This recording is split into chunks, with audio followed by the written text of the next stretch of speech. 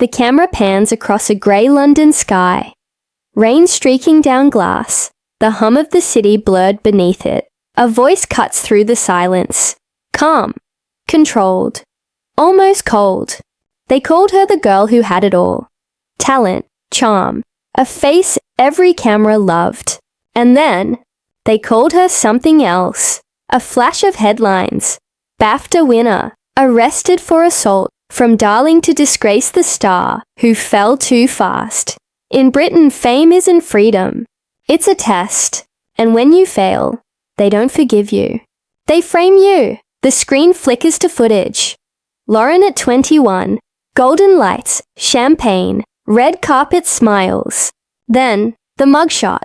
Tired eyes. No makeup. The world watching.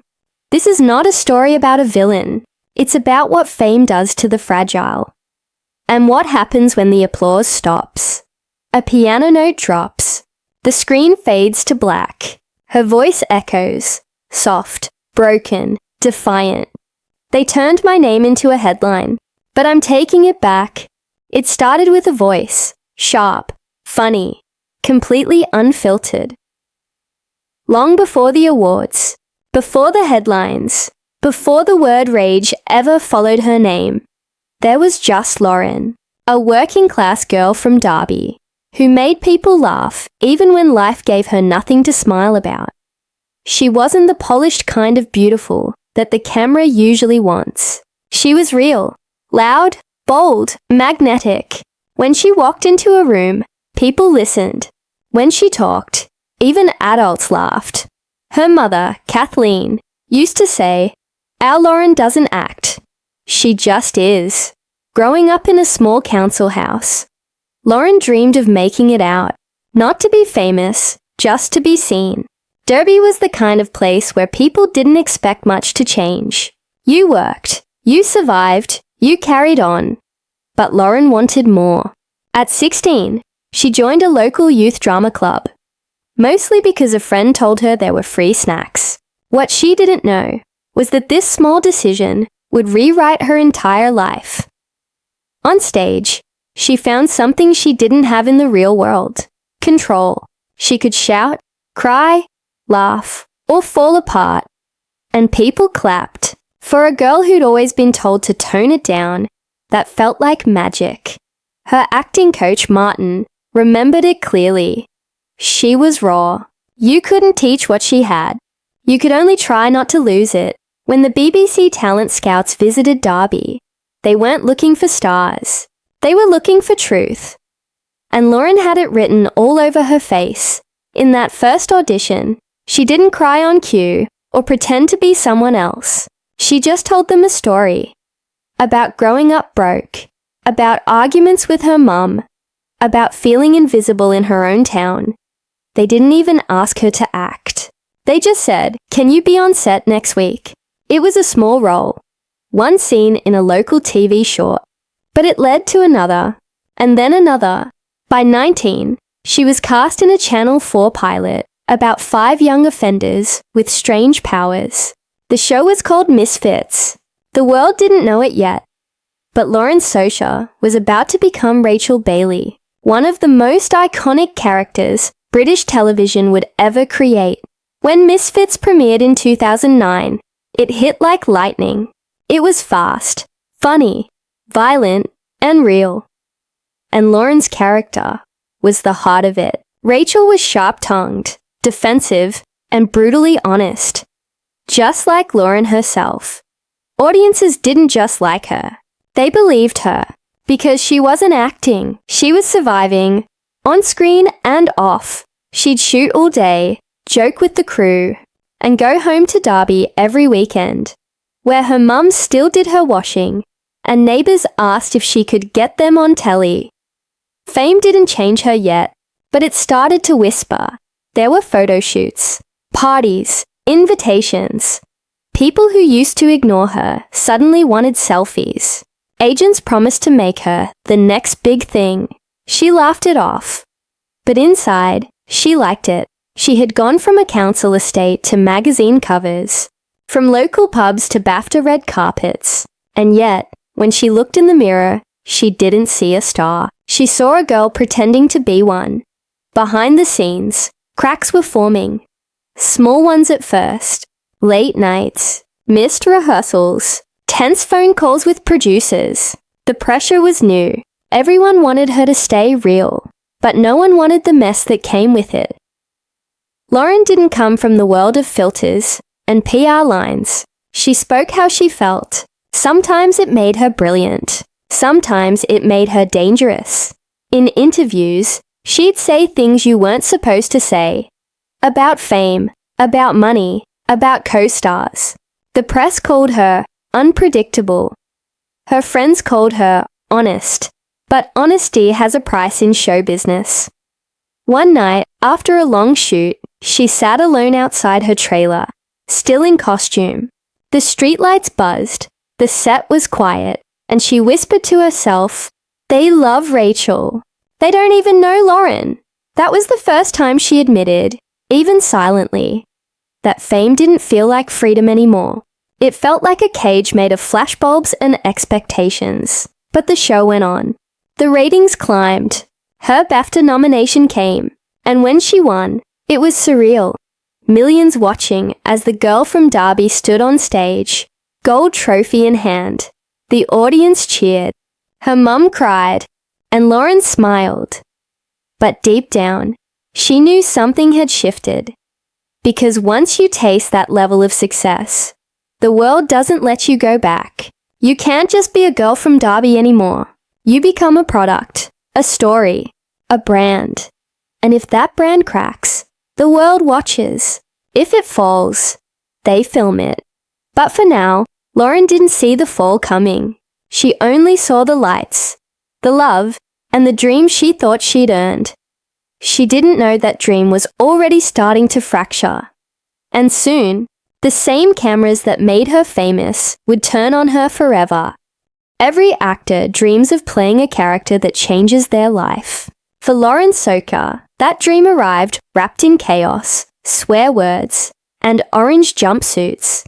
When Misfits started filming, no one expected it to become a cultural storm. 5 young offenders. A freak storm. Powers they never asked for. It was raw, real, and British to its bones. Funny 1 second, brutal the next. And in the middle of it all was Lauren. She wasn't the pretty sidekick or the quiet thinker. She was Rachel Bailey, mouthy, fearless, magnetic. She could insult you, charm you, or break your heart, all in one line. People didn't just watch her. They felt her. Rachel was the kind of girl you recognized from your own town. Sharp tongue, short fuse, but a heart too big for her chest. Lauren didn't need to fake it. She was Rachel. The crew used to say, when the camera rolls, you don't direct Lauren, you just keep up. And they were right. There was something electric about her. That rare, dangerous kind of authenticity that can't be manufactured. The audience didn't see technique. They saw truth. By the end of season 1, she was everywhere. TV interviews, award nominations, magazine spreads. Everyone loved the girl who didn't act like a celebrity. But what the world saw as confidence was often camouflage. Inside, Lauren was exhausted.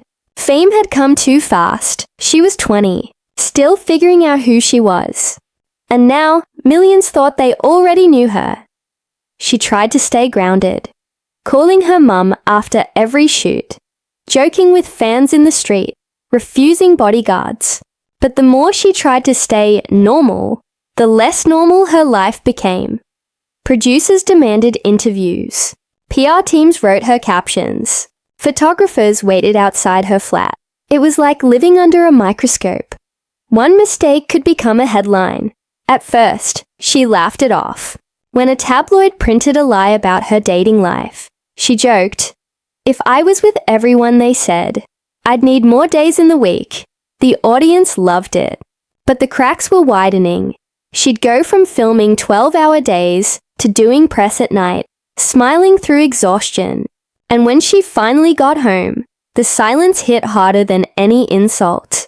Her mum noticed it first. "You sound tired, love."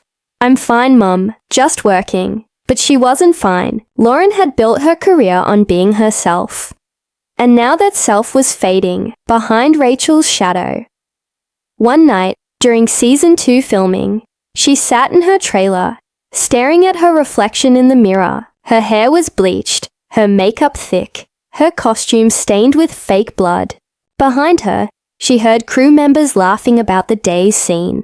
But all she could think was, who am I when this ends? She didn't know it then, but that question would haunt her for years. Her co-star later said, "Lauren wasn't built for fame. She was too honest for it, and it was true. Fame rewards control, and Lauren didn't do control. She spoke before thinking, felt before filtering, and the world wasn't kind to women like that." When she won the BAFTA for Best Supporting Actress, she looked stunned. The crowd stood up. Flashbulbs burst. She smiled. Half joy, half disbelief. Her speech was short. "Thanks for not thinking I'm rubbish." The audience laughed. It was vintage Lauren. Self-deprecating, authentic, unpolished. But backstage, while others celebrated, she sat in silence. Her brother remembered that night. She looked at the award and said, "Now what?" Because when you reach the top too fast, there's nowhere left to climb. Only places to fall. As Misfits moved into season 3, Lauren's world got louder. More fame, more interviews, more opinions. People wanted Rachel, not Lauren. And slowly, she started giving them what they wanted, at a cost. She began going out more. Not to celebrate, but to escape. Pubs turned into parties. Parties turned into rituals. A drink to calm her nerves. A few more to stay brave. She'd laugh the loudest, stay the longest, and hide the loneliness that came after. Her friends said she changed. Her mum said she was lost. But the industry just called it the lifestyle. When she missed an early call time one morning, a producer joked, "Our Rachel partied too hard last night." Everyone laughed. No one asked why she didn't look like herself anymore. The fame machine doesn't stop for exhaustion.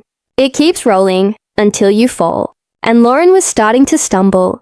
Paparazzi caught her outside a bar, mid-argument. The photo ran on the front page. BAFTA stars drunken rage. She brushed it off. It's just one picture. But one picture becomes 10. 10 become a reputation. And once the public labels you, truth doesn't matter anymore. By 2011, she was fighting battles on too many fronts. Against the tabloids, against her temper, against herself. Yet the world still called her a rising star. They didn't know she was already falling. The irony, her biggest character flaw, her rage, was the same thing that had made her unforgettable. It was what made her Rachel. It was also what would destroy her. Because in the real world, there are no retakes. And one night, when anger met alcohol, the girl from Derby who once made the nation laugh would make headlines for all the wrong reasons. But that's a story for the next part. The night when a taxi ride turned a star into a scandal. The night of the BAFTA Awards felt like a dream wrapped in gold. London glowed under the flash of cameras. And in that sea of elegance stood a girl from Derby. Nervous, excited, pretending not to care. Lauren Socha was 21 years old. Her black dress shimmered under the lights. Her smile unsteady but radiant. She didn't belong there. Not by birth, not by privilege. Yet the whole country was watching her. When her name was announced, there was a heartbeat of silence. And then thunderous applause. Best Supporting Actress. Her mother, sitting just a few rows back, clapped until her hands hurt. Her brother cried. And Lauren, who'd once performed in a school gym with flickering lights, now stood on the most prestigious stage in British television. She held the golden mask in her hands and whispered into the mic, "Thanks for not thinking I'm rubbish." The crowd laughed. The cameras loved her. Twitter exploded. That single line made her the nation's favorite underdog. Unfiltered, funny, real. After the ceremony, the after-party began. Champagne, flashing lights, loud music, louder praise. People who'd ignored her months earlier now lined up to congratulate her. She smiled, posed, clinked glasses, laughed too hard. Inside she felt dizzy. Not from the champagne, but from disbelief. It was too much, too fast, too loud.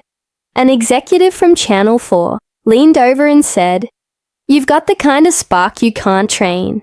Protect it. But how do you protect something you don't understand?" As the night stretched on, she found herself on a balcony overlooking London. Below, taxis glowed like tiny fireflies. Behind her, laughter echoed from the ballroom. For a moment, she was completely alone. She looked at the trophy in her hand. Heavy, cold, perfect. And for the first time, it scared her. What if this is the best it ever gets? The question hit harder than the champagne. Fame is like fire. It warms you at first, and then it burns. Over the next few months, Lauren's name became its own brand. Talk shows wanted her. Magazines printed her face with captions like, "The realest girl on TV." She laughed at the attention, but it followed her everywhere. Her character, Rachel, became iconic. Tough, hilarious, heartbroken. But fans couldn't separate her from the role anymore. They'd shout Rachel's lines at her in the street. She'd smile, but inside it hurt. Rachel wasn't just her job anymore. She was her identity, and that meant the real Lauren was disappearing, piece by piece. Behind the scenes, the machine started tightening. Publicists told her what to wear, how to speak, what to post. She wasn't supposed to talk about money, politics, or mental health. She was supposed to stay fun, wild, but likable. The perfect contradiction. She tried. She really did. But the more she tried to fit in, the more she lost herself. One night at another industry party, a well-known director asked her if she'd tone down the accent for future roles. She laughed it off, but that cut deep. Her accent was Derby. Her roots, her truth. Now it was a liability. "You can't play royalty sounding like that," he said. "Good," she replied. "I don't want to." Everyone laughed, but her eyes didn't. By 2011, the pressure was unbearable. She couldn't walk into a pub without people whispering. Couldn't tweet without tabloids twisting her words. Every headline became a mirror, reflecting a version of her she didn't recognize. Socha's Wild Nights, BAFTA, Bad Girls Bender, fame gone to her head. Each one hurt, but she pretended it didn't. She smiled through interviews, cracked jokes, and brushed off rumors. But the laughter was getting harder to fake. Her friends said she was drinking more. Not to party, but to silence the noise. Every glass took her a little further away from the girl who once stood on that stage with shaky hands and a nervous smile. Then came the night that changed everything. A private celebration. Small group. Loud music. Overflowing drinks. Lauren danced barefoot, laughing louder than anyone else. For a moment, she felt free again. Like Derby Lauren, not BAFTA Lauren, but fame follows you even in private. Someone filmed her that night, dancing, shouting, drunk but harmless. The video leaked online the next morning. The tabloids ran with it like blood in the water. BAFTA star, in party meltdown. Drunk diver, destroys her image. The comments were merciless. People who had once called her authentic, now called her trash. And that's when something in her snapped. She stopped trying to please anyone. She stopped pretending to be grateful. And she started fighting back. When journalists asked about her behavior, she said, "You lot created me. Don't act shocked when I act like it." That quote went viral. But not the way she meant it. The press twisted it. Her reputation sank lower. And by the time the next scandal hit, the taxi ride, the recording, the trial, the public had already decided who she was. the girl from Derby, had become the headline she feared most. The night began like every other. Noise, music, and the glow of 100 phones lighting up a small London bar. It was one of those parties you weren't invited to. You just ended up at. Lauren Socha had promised her mum she'd stay quiet that week. No interviews, no photos, no drama. But silence was a habit she'd never learned to keep. Her friends said she seemed fine. Laughing, talking too fast, retelling stories about the BAFTAs. But there was a tension in her laughter, a restlessness that wouldn't let her breathe. She had spent the last 3 months defending herself against headlines. Now she was tired of defending anything. A man at the bar recognized her.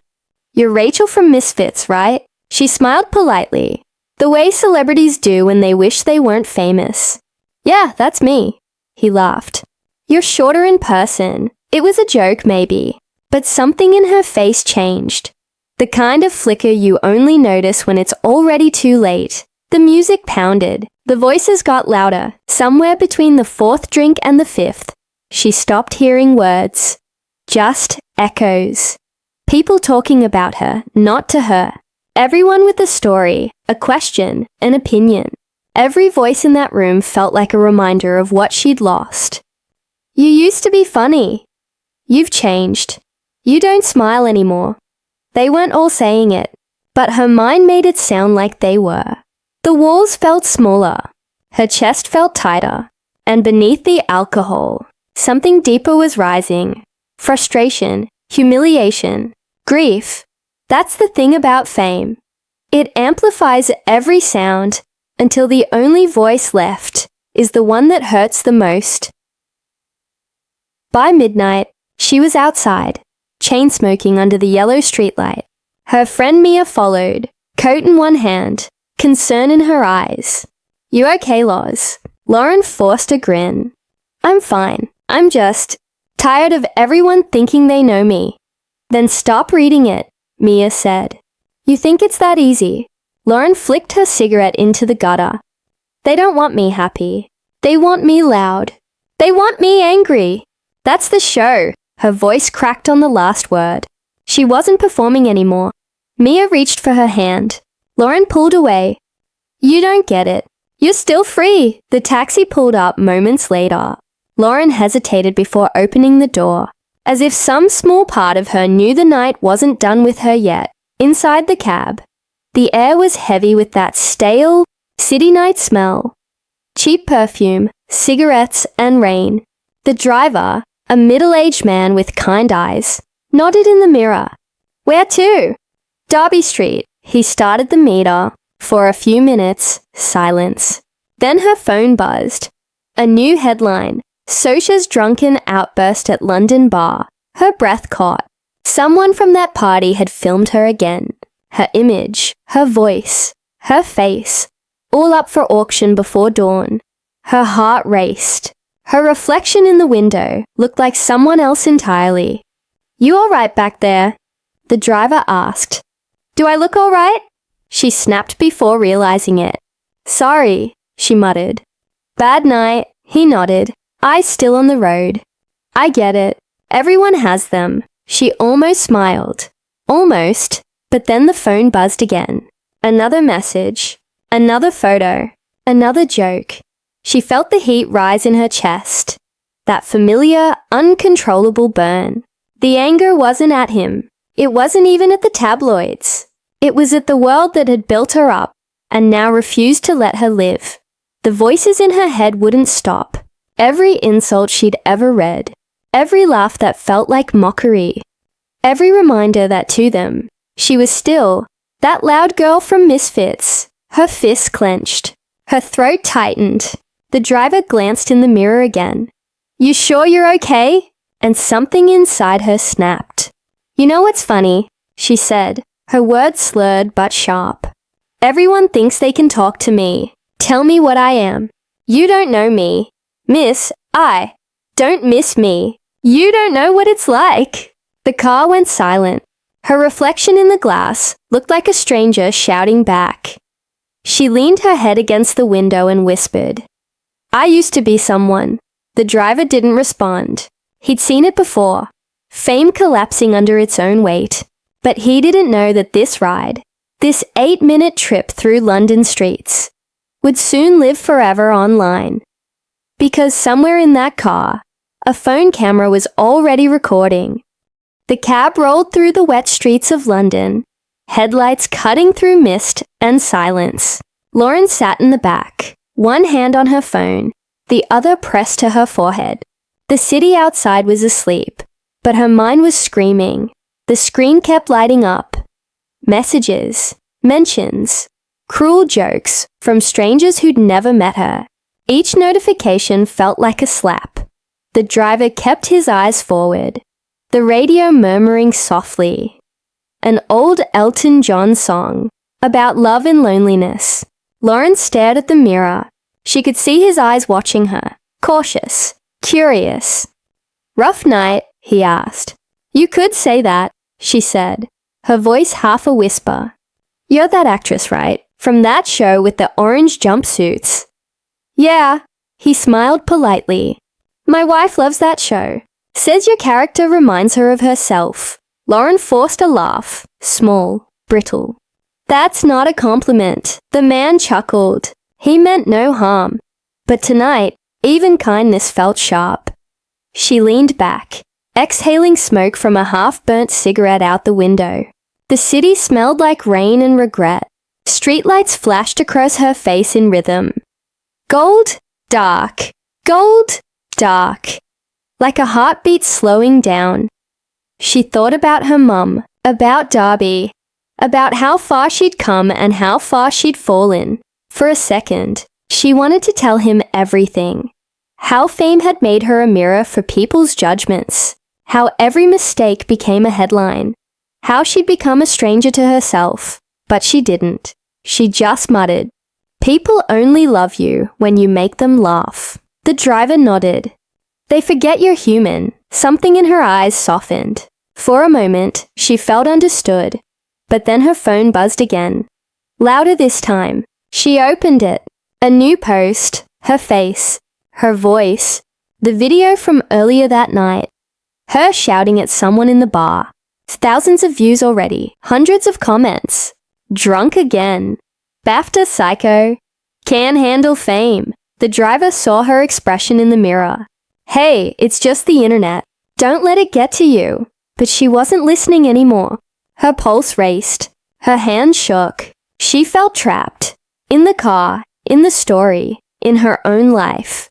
"You don't get it," she said suddenly, her voice rising. "They watch me fall like it's entertainment."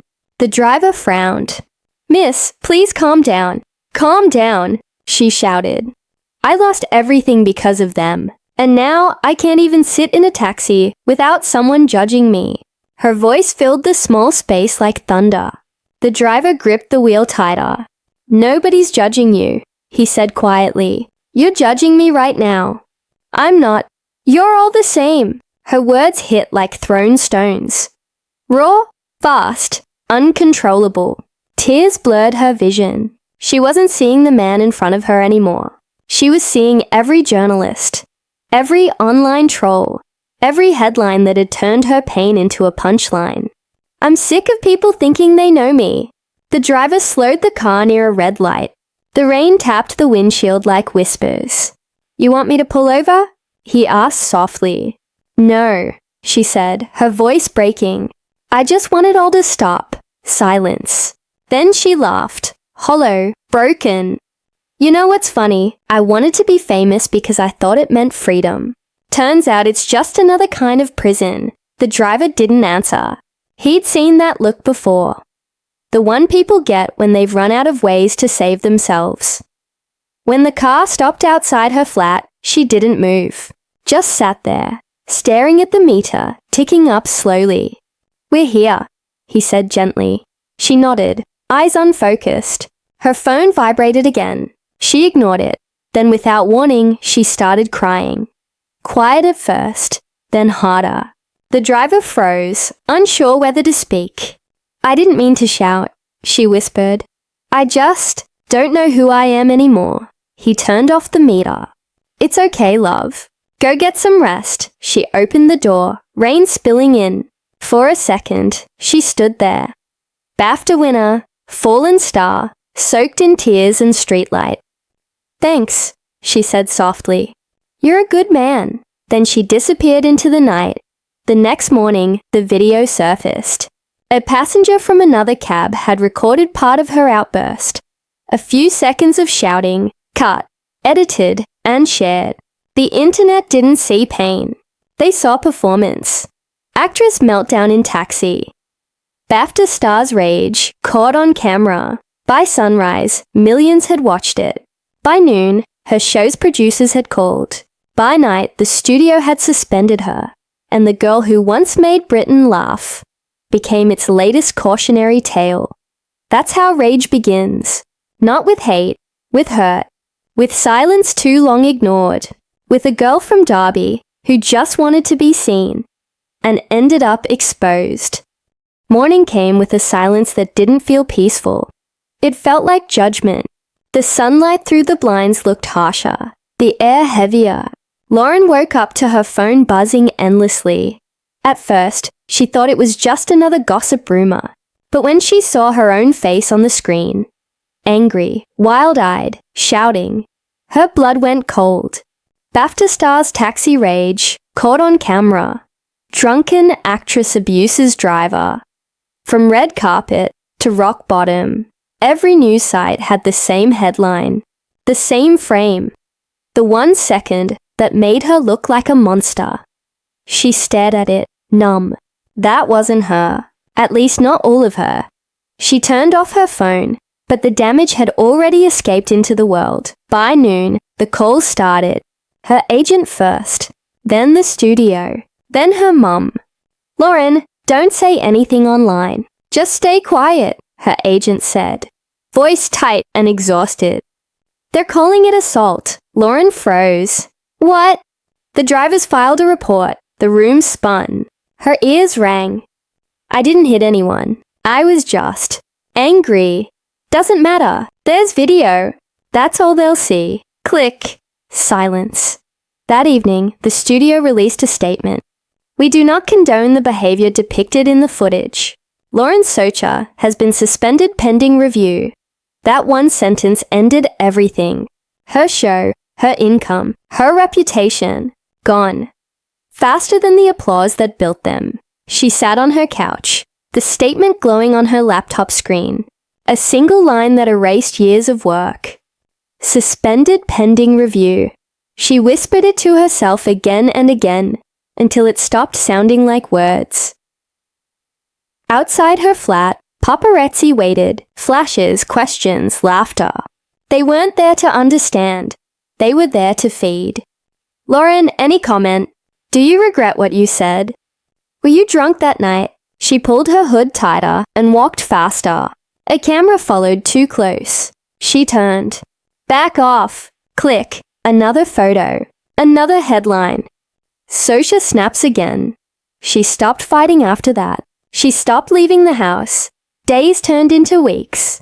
The internet devoured her like it always does. With speed, hunger, and no mercy. Memes, jokes, GIFs. The same few seconds of video looping endlessly. Her name turned into a punchline. Her brother stopped reading comments. Her mother stopped watching the news. Lauren stopped doing both. She'd lie awake at night replaying everything. Every word she said, every glance she misunderstood, trying to find the one moment she could undo. But you can't edit real life. By the second month, the tabloids moved on. A new scandal, a new villain. But the silence they left behind was worse than the noise. She tried calling her old friends from Misfits. Most didn't answer. One finally did. A short, awkward call that ended with, "You'll bounce back, mate. Bounce back." The phrase felt like mockery. Bounce back to what? No one wanted to hire her. No brand wanted to touch her name. Every door that fame had opened now slammed shut. The worst part wasn't the headlines. It was the mirror.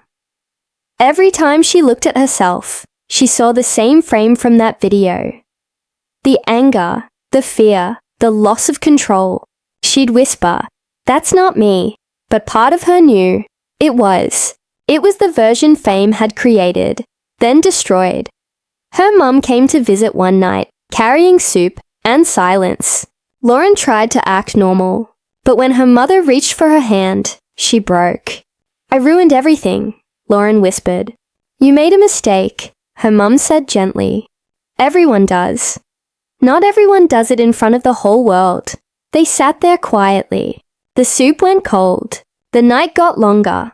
By spring, she got the letter, the official termination notice. No more contracts. No return to the show. She read it 3 times, then tore it in half. Then again, until the pieces filled the floor like snow.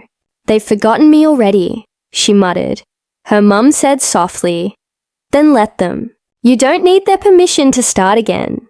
But Lauren didn't believe that yet. To her, Fame wasn't a chapter. It was a cage, and she'd built it herself. That night, she opened her old Misfits episode, the one where Rachel Bailey gave her famous speech. People only see what they want to see. She paused the video and stared at her younger self, bright-eyed, fearless, free. She whispered to the screen, "What happened to you?" The answer never came. The flat was too quiet now. No calls, no texts, no noise, just the hum of the refrigerator and the ticking of a wall clock that never stopped. It had been 3 months since the incident, 3 months since the laughter stopped, since the cameras turned away. Lauren sat on the edge of her bed, phone in hand, scrolling through an endless feed that no longer included her. The world had moved on. New stars, new scandals, new distractions. She was no longer a story. She was a memory. The silence should have been peaceful. It wasn't.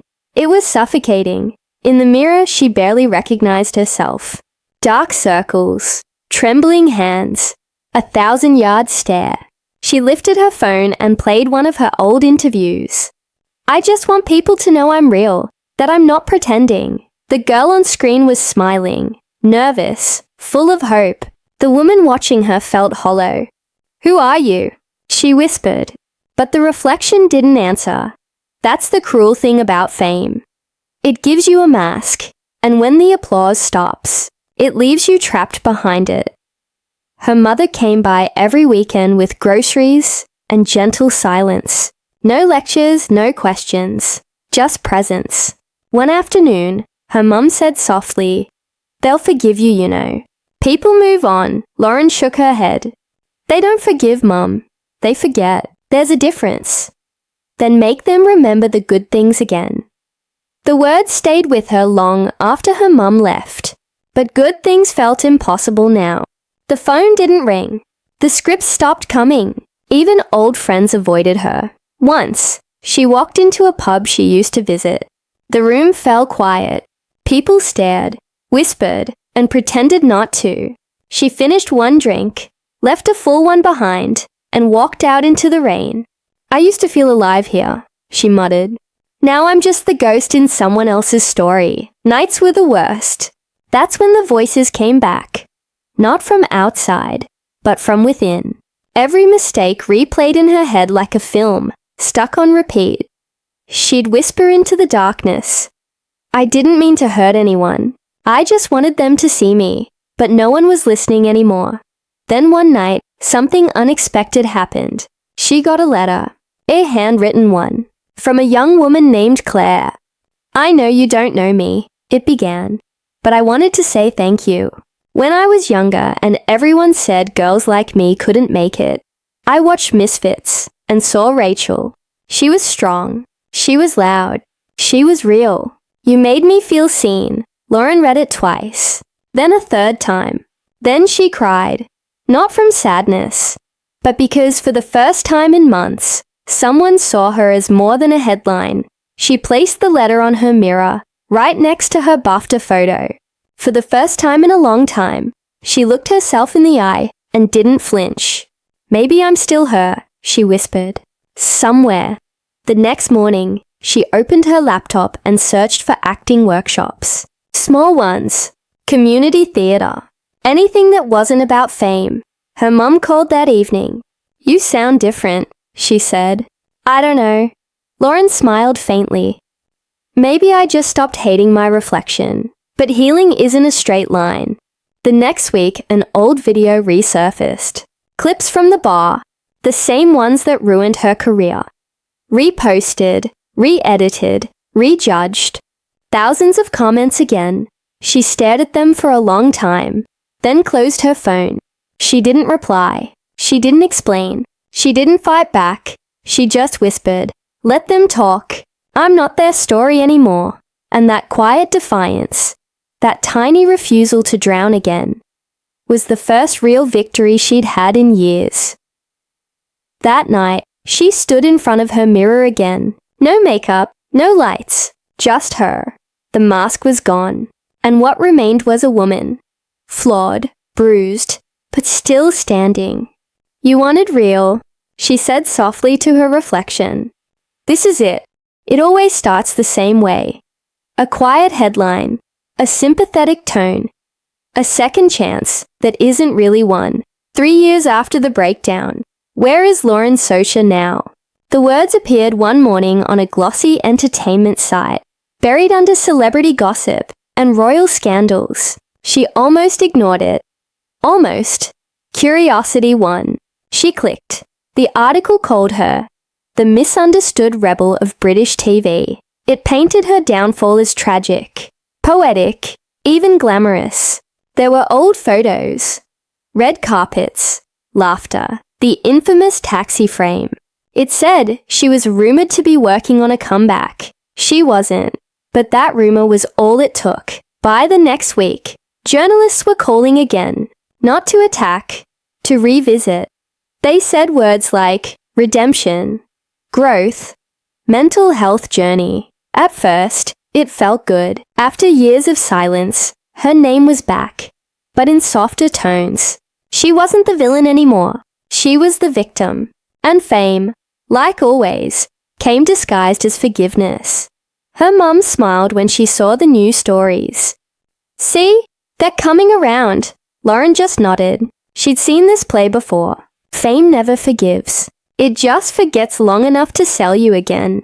A TV producer called a week later. "We're doing a docu-series. Where are they now? Would you consider it?" She hesitated. "I don't know. I'm not ready." "It's your chance to tell your side," he said.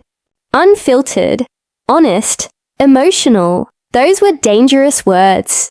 They sounded like freedom. But she knew they meant exposure. Still, part of her wanted to speak, to explain, to be seen as human again. "All right," she said quietly, "but on my terms." The filming began in her flat. Just her, a small crew, and the hum of camera lights. The director asked softly, "When was the last time you felt proud of yourself?" She smiled weakly. "The night I won that BAFTA." "And when was the last time you forgave yourself?" She paused. The silence stretched. "I'm still working on that." It was raw, real.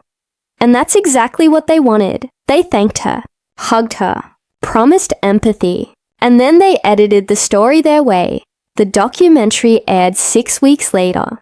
The trailer showed her crying in slow motion, clips of the taxi, headlines flashing like ghosts. The voiceover said, "She fell from grace. But can she rise again?" It went viral. Millions watched. And once again, Lauren's pain became entertainment. Her inbox flooded. Old friends, journalists, casting agents, they all said the same thing. "You're brave." But bravery wasn't what she felt. She felt exposed. Again. Only this time, she'd handed them the knife.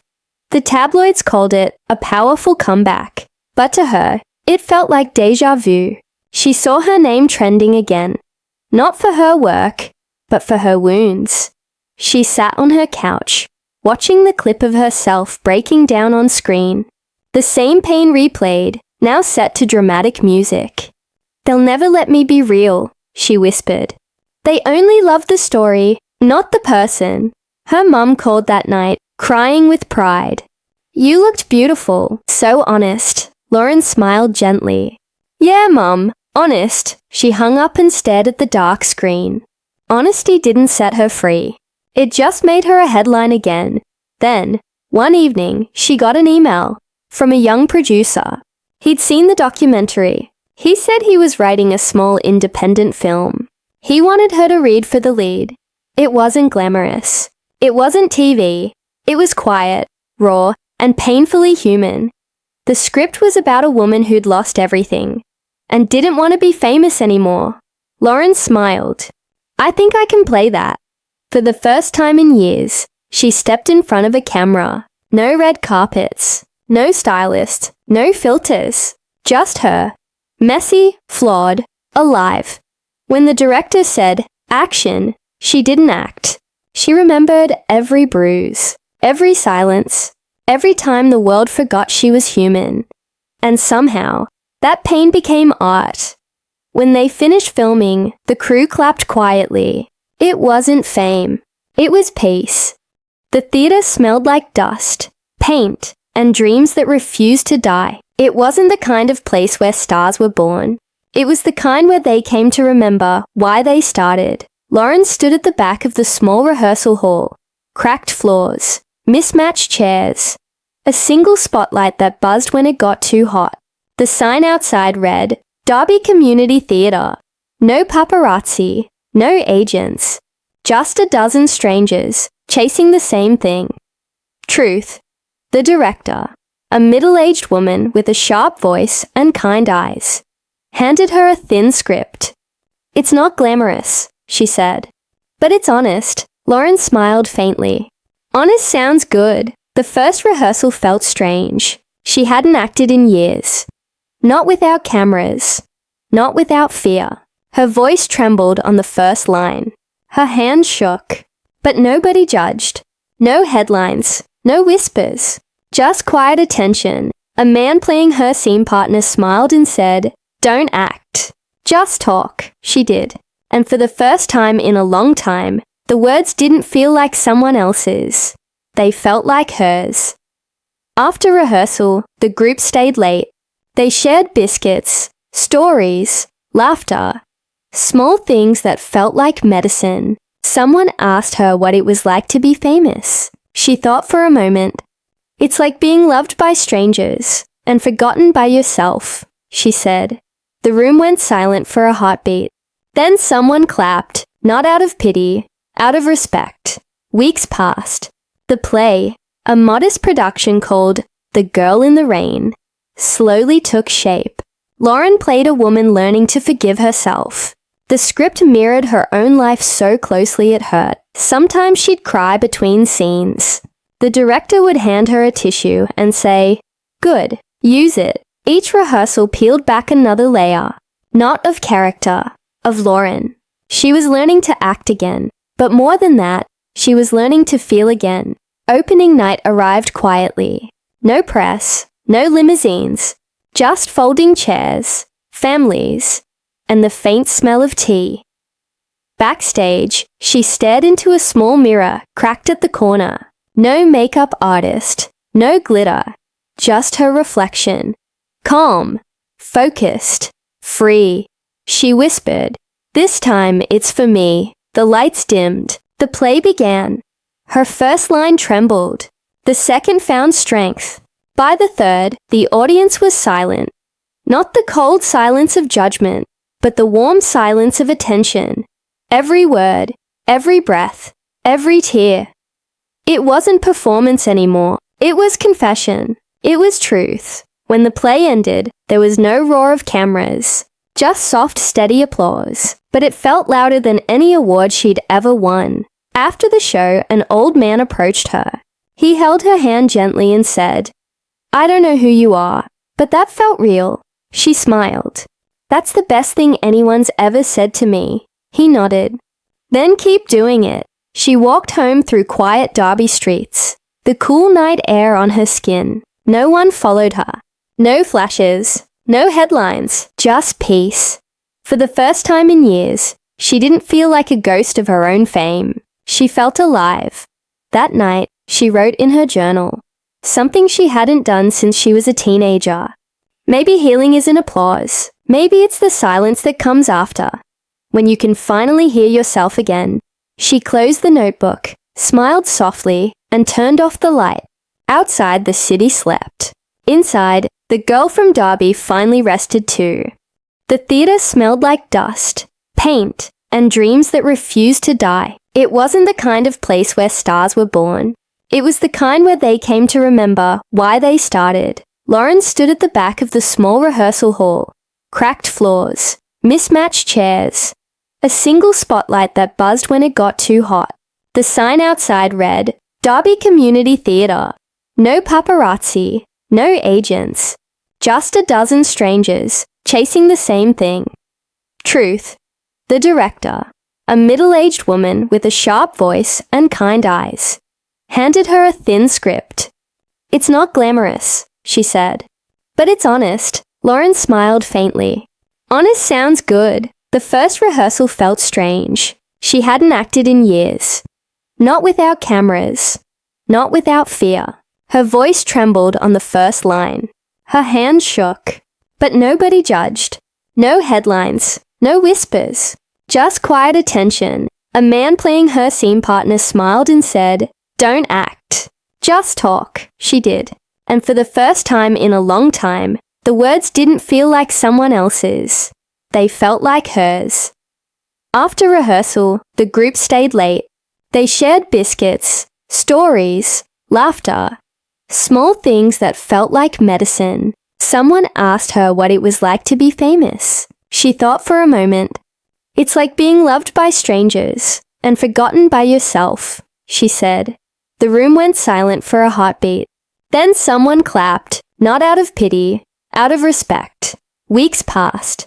The play, a modest production called The Girl in the Rain, slowly took shape. Lauren played a woman learning to forgive herself. The script mirrored her own life so closely it hurt. Sometimes she'd cry between scenes.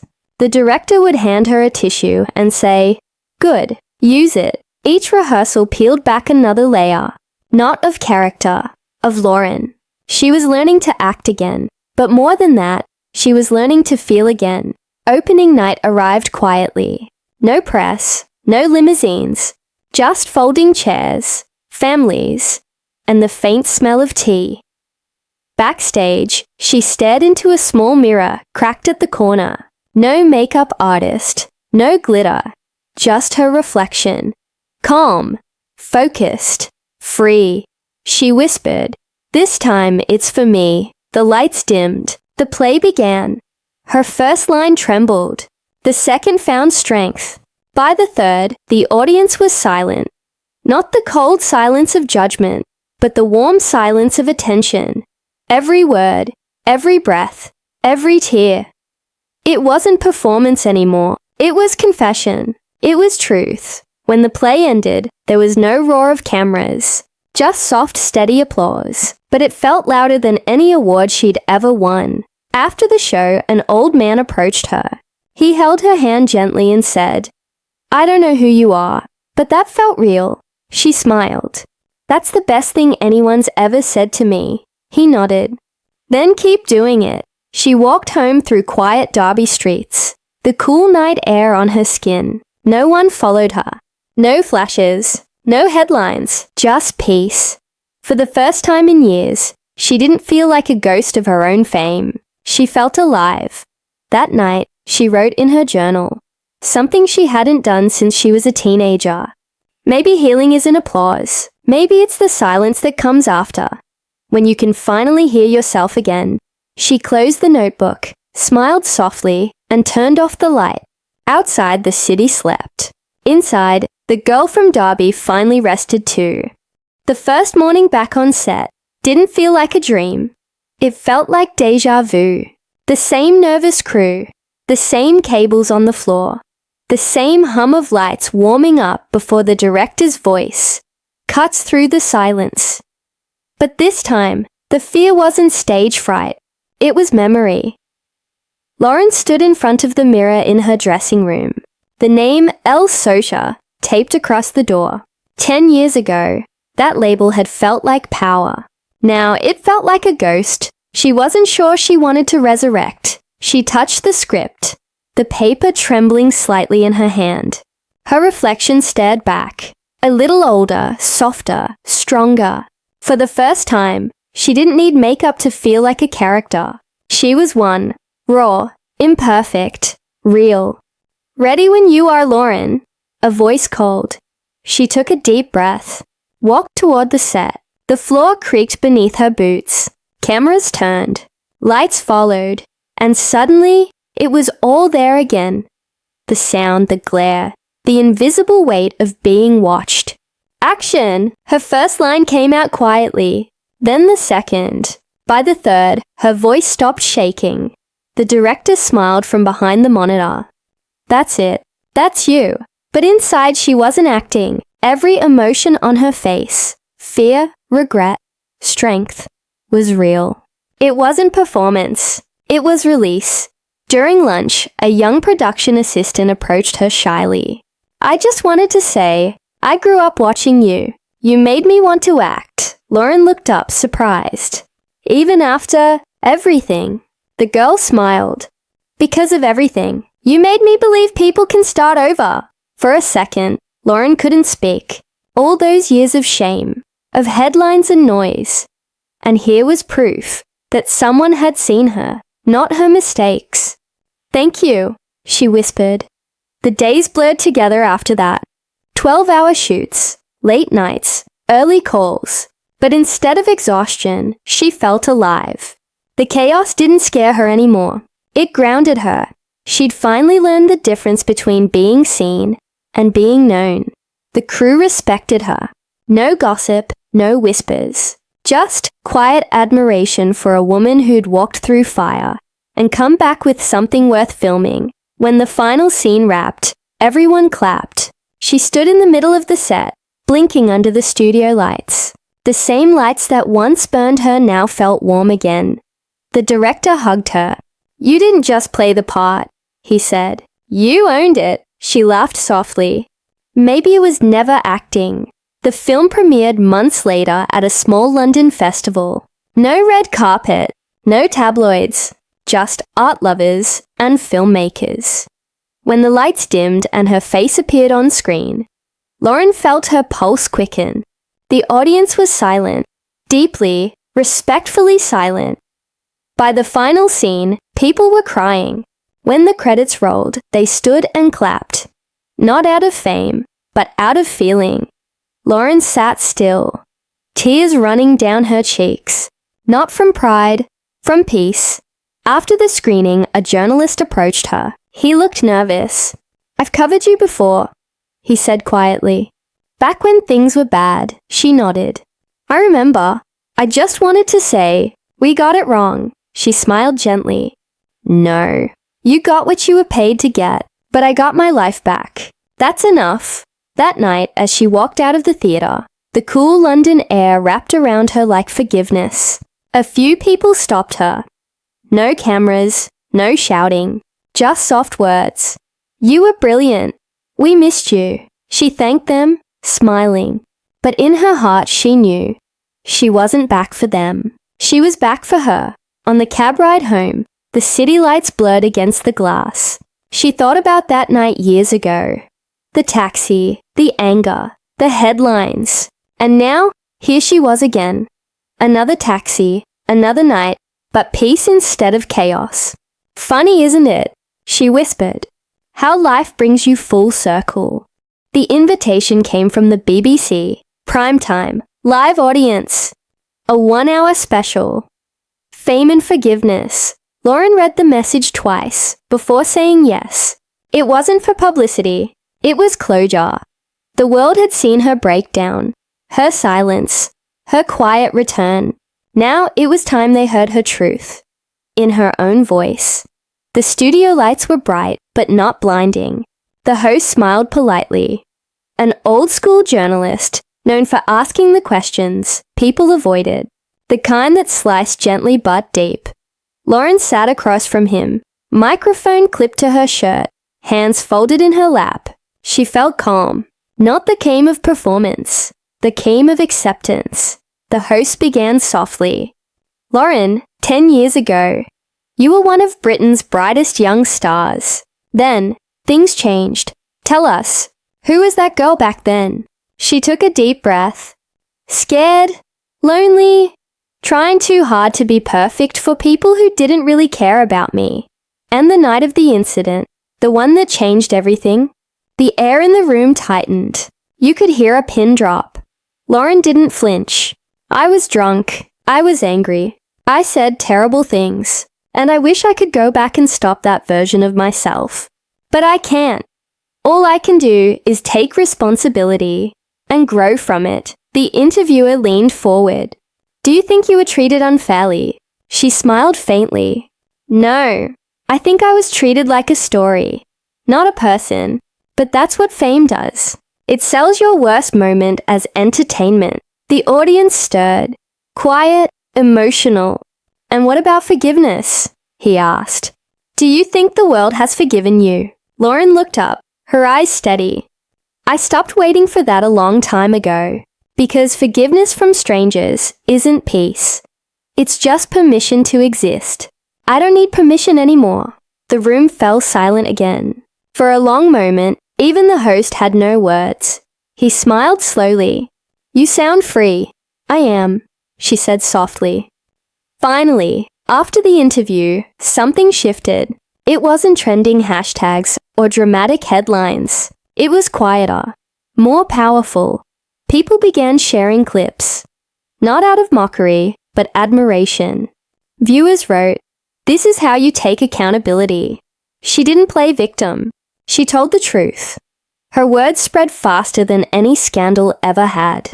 But this time, it wasn't destruction. It was healing. The next morning, her mum called, crying softly on the phone. You were beautiful, love. The way you spoke. I felt proud. Lauren smiled, tears in her eyes. I just told the truth, Mum. That's all you ever needed to do. For the first time in years, Lauren didn't feel like running from her past. She walked through London with her head high. No disguise, no fear. A stranger stopped her on the street. You're that actress, right? The one who messed up, but came back. Lauren smiled. Yeah, that's me. Good. We need more people like you. He walked away, leaving her stunned and quiet.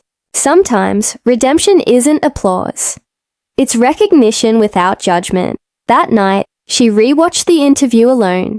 Her younger self looked back through the screen.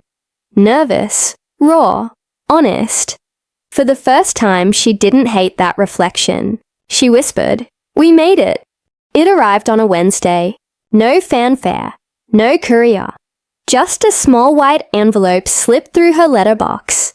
No return address, only her name written in uneven blue ink. For Lauren. She almost tossed it aside. But something about the handwriting, shaky, uncertain, made her stop. She sat by the window, light spilling across the table, and opened it. Inside was a folded page, creased from being held too tightly. The first line made her heart skip. You don't know me, but you saved my life, she read on slowly. The writer, a young woman from Manchester, said she'd watched that interview, the one where Lauren spoke about pain, mistakes, and survival. I was ready to give up that night, the letter said. But when I saw you, broken, honest, still standing, I thought maybe I could stand too. Lauren felt her throat tighten. Her fingers trembled as she turned the page. People like me, we don't get to start over. But you showed me it's possible. I don't want fame. I just want to live. There was no name at the bottom. Just 2 words. Thank you. She sat there for a long time, staring at the paper, tears blurring the ink. It wasn't a fan letter. It wasn't flattery. It was proof that truth matters. That pain, when shared, can heal someone else too. For years she'd believed her story was a warning. Now, she realized it was also a mirror, showing others they weren't alone. That night, she placed the letter on her bedside table. She didn't frame it, didn't post it online. It wasn't for the world. It was for her. Before turning off the light, she whispered, If one person found hope in my mess, maybe it was all worth it. The next morning, she walked to the park. The same one where she used to sit in silence, scared to look up. This time, she brought coffee and the letter. She sat on her favorite bench and read it again, slowly, like a prayer. A little girl ran past, chasing pigeons, her laughter echoing through the cold air. Lauren smiled. She realized something then. For the first time in years, she wasn't haunted by the past. She was grateful for it, because every mistake, every bruise, every night of shame had led her here, to this quiet, peaceful morning where she could finally breathe. When she got home, she took out her old notebook, the one she used to write her thoughts in during her lowest days. She opened to a blank page and began to write again. I used to think my story ended the night I fell, but maybe it only began when I decided to get back up. She paused, smiling faintly, and wrote one last line. If you ever read this, whoever you are, thank you for reminding me who I am. Then she closed the book. For once, not in sadness, but in peace. That night, before sleeping, she tucked the letter between its pages, a reminder that sometimes the smallest voice can echo the loudest truth, that broken people can save each other, even from miles apart. The set was quiet, no red carpets, no lights flashing, no noise, just a camera, a chair, and Lauren Socha sitting in it. One last time. It wasn't a movie. It was a short film, her own project. Something she had written herself. A story about a woman who once burned her own world down just to feel the heat. This time, no one told her what to say. No director shouted, "Action." She pressed record herself. She looked into the lens. Calm, steady, unafraid. "My name is Lauren," she said. "You might know me as that girl who ruined everything. You might remember headlines, the court, the anger. But I want you to know something. That wasn't the end of my story." Her voice trembled, but not from fear, from truth. That we live in a world that loves to watch people fall. It's entertainment, but we forget. Those people still have to wake up the next day, still have to eat, breathe, live with themselves. She paused. The silence was powerful. I used to hate myself for what I did, but I've learned something. You can't start healing if you keep living in the version of you that broke. You have to meet yourself again and forgive that person, even when the world won't. She stopped recording. The camera light blinked red, then faded. It was over. She sat back, staring at the stillness. For the first time, she didn't feel empty after saying goodbye. She felt free. Weeks later, she uploaded the short film quietly to her own YouTube channel. No marketing, no announcement, just a title, The Last Scene. It wasn't meant to go viral, but it did. Millions watched, not for scandal, not for curiosity, but because it felt real, raw, unfiltered, honest. The comments flooded in. This isn't an actress. This is a human being. She turned her pain into purpose. Thank you for reminding us that broken doesn't mean finished. Lauren read the comments one night, tears blurring her vision. This wasn't fame. This was connection. And connection, she realized, was the only thing fame ever pretended to be. She shut her laptop, smiling softly. Outside, the rain began to fall, just like it had years ago, the night her life had changed. But this time, it didn't sound tragic. It sounded peaceful. She stepped out onto the balcony, barefoot, letting the rain hit her skin. The same city that once whispered her downfall now felt quiet, almost kind. A voice inside her, the one she'd silenced for years, finally spoke again. "You did it. You survived." She laughed softly.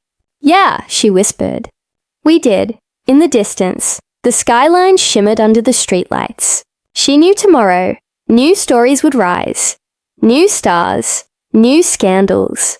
But this one, her story, had finally found its ending, and maybe, just maybe, it wasn't an ending at all. Maybe it was the beginning of peace. The camera pans across a grey London sky. Rain streaking down glass, the hum of the city blurred beneath it. A voice cuts through the silence. Calm, controlled, almost cold. They called her the girl who had it all. Talent, charm, a face every camera loved. And then they called her something else. A flash of headlines. BAFTA winner, arrested for assault from darling to disgrace. The star who fell too fast. In Britain, fame isn't freedom. It's a test. And when you fail, they don't forgive you. They frame you. The screen flickers to footage. Lauren at 21. Golden lights, champagne, red carpet smiles. Then, the mugshot, tired eyes, no makeup. The world watching. This is not a story about a villain. It's about what fame does to the fragile. And what happens when the applause stops. A piano note drops. The screen fades to black. Her voice echoes. Soft, broken, defiant. They turned my name into a headline, but I'm taking it back.